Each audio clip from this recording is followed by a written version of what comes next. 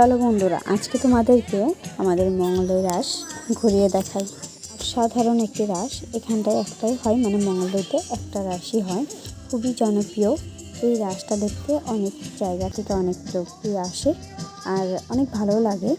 দেখো কত গুরু ঠাকুরের মূর্তি বসিয়ে দিয়েছে লাইনসে লাইন, আর দেখে বেশ ভালো লাগছিলো। কিন্তু প্রচণ্ড ভিড় ছিল, রবিবার মানেই সবার জন্যই ছুটির একটা দিন। আর যদি কোনো উৎসব হয় তাহলে তো কথাই হবে না, বিশেষ করে মঙ্গলদৈ বলে কথা। আর আমার তো এই জায়গাটা খুবই ফেভারিট। আমার পড়াশোনা থেকে স্টার্ট করে সব কিছুই মঙ্গলদৈ, কাপড় কেনা, শপিং, যাই বলো না কেন, এভরিথিং সব কিছুই মঙ্গলদৈ। আমার মঙ্গলদৈ এতটাই ভালো লাগে যে আমি ভীষণ ভালোবাসি। এখানকার কোনো প্রোগ্রাম, কোনো কিছুই মিস করতে চাই না, বিশেষ করে রাস উৎসবটা তো আরোই। আর দেখো এত লোকের সমাগম যে ধাক্কা দিয়ে যেতে হয় পারলে, এরকম অবস্থা। আমরা সবাই মিলে একসাথে গেছিলাম রাস দেখতে, কিন্তু এত লোকের সমাগমের কারণে, এত ভিড় হওয়ার কারণে আমরা সব আলাদা হয়ে যাই লাস্টে, সব মানে হারিয়ে যাওয়ার মতন। বাট হারাবো না সেটা ঠিক, কারণ এটা আমাদের লোকাল জায়গা, তো হারানোর কোনো চান্সই নেই। তো এইখানকার রাস দেখতে অনেক জায়গা থেকে লোকজনেরা আসে এবং ভালোও লাগে। আর দেখো কানের দুলগুলো কি সুন্দর, এখান থেকে আমি কানের দুল দেখছিলাম এবং আমি আর বোনও নিয়েছিলাম। তোমাদের কেমন লাগলো এই দুলগুলো অবশ্যই কমেন্টে জানিও। আর এটা হচ্ছে গিয়ে সেকেন্ড পার্ট, মানে মূর্তি দেখার বলতে ঠাকুর দেখার।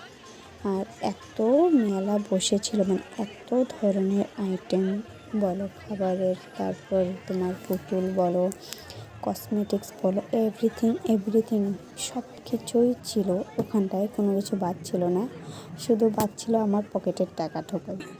টাকা এখানটায় যদি লাখ টাকাও নিয়ে যায় তাও মনে হবে কমই নিয়েছি, কারণ জিনিসের শেষ নেই, কেনার তো শেষ নেই আর জিনিসেরও শেষ নেই, যা দেখি তাই নিতে ইচ্ছে করে।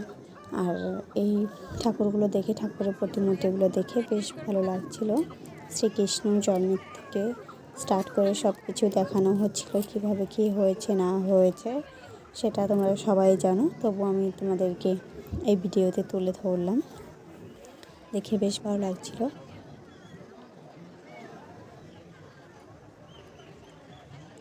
আমার তো শ্রীকৃষ্ণর যে কোনো জিনিস, লীলা খেলা বলো, সব কিছুই ভালো লাগে।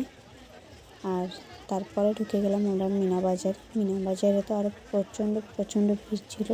এত ভিড়ের মধ্যে মানে কে কোথাও হারিয়ে গেছে নিজেই জানি না, সব সেপারেট হয়ে গেছিলাম আমরা, মা বোন সবাই আমরা। আর এখানটায় আমি বসিয়ে দিয়েছিলাম জয়কে, মানে ও হেলিকপ্টারে উঠবে। ওঠার পর কি তার অবস্থা, 2 মিনিট ঘোরার পর তারপরে ও বলছিল না আমি আর ঘুরবো না, কান্না স্টার্ট করে দিয়েছিল। আর আমি ওকে বারবার ডাকছিলাম যে পাপা আমি এখানটায় আছি। আর দেখো বাচ্চাগুলো কি সুন্দরভাবে বসে আছে, দেখেও বেশ ভালো লাগে।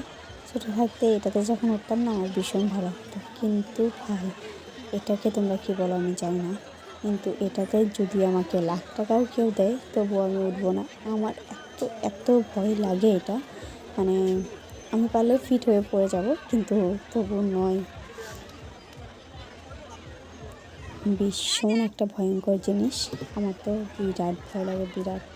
আর ওই জিনিসটাতে সে উঠতে পারবে একমাত্র যার মানে ভিতরে ভয় ভাবটা কম।